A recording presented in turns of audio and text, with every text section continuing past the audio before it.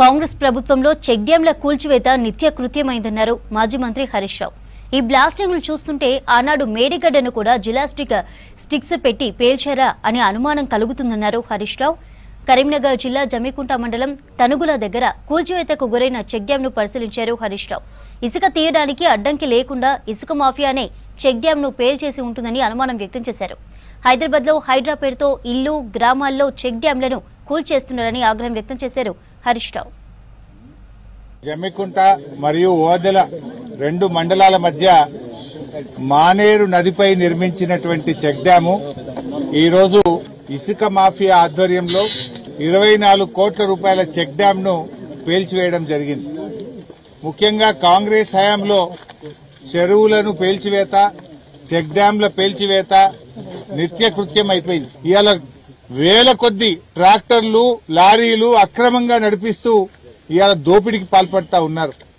తమ ఇసుక మాఫియాకు ఇసుక తీయడానికి చెక్ డ్యాం అడ్డంకిగా ఉందని, ఈ చెక్ డ్యాం నిండా నీళ్లుంటే ఇసుక తీయలేమని రాత్రికి రాత్రి ఈ చెక్ డ్యాంను పేల్చివేసినారు. ఇది గతంలో కూడా జరిగింది. ఇదే పెద్దపల్లి నియోజకవర్గంలో హుసేన్ మియా వాగు మీద భోజనపేట గ్రామంలో చెక్ డ్యాం పేల్చారు. అది ఆధారాలతో సహా రైతులే పట్టుకున్నారు. ఆ చెక్ డ్యాం ను పేల్చే ప్రయత్నం చేస్తుంటే రైతులు వెళ్లి ఆ ట్రాక్టర్ ను, జిలటిన్ స్టిక్స్ ను పేల్చడానికి వచ్చిన ఇసుక మాఫియా గుండాలను పోలీసులకు పట్టించడం జరిగింది. కానీ ఈ రోజు వరకు ఎఫ్ఐఆర్ నమోదు కాలే.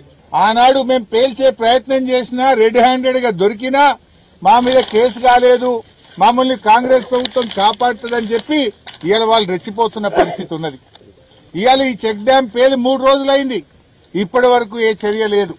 అంటే మీ ప్రభుత్వం కూల్చివేత లేదు తప్ప కట్టుడు ఉన్నదా? ఈ బ్లాస్టింగ్లు, ఈ జిలటిన్లు చూస్తా ఉంటే ఆనాడు కాంగ్రెసే కుట్ర చేసిందేమో, మేడిగడ్డ దగ్గర కూడా గిలటిన్లు పెట్టినరేమో, బ్లాస్ట్ చేసిండ్రేమో అనే అనుమానాలు కూడా బలపడతా ఉన్నాయి. ఎందుకంటున్నా, కాళేశ్వరం అంటే 3 బ్యారేజీలు, 19 రిజర్వాయర్లు, 21 సబ్ స్టేషన్లు, 203 కిలోమీటర్ల టనలు, 1536 కిలోమీటర్ల గ్రావిటీ కెనాల్స్ అన్ని బాగుంటాయి.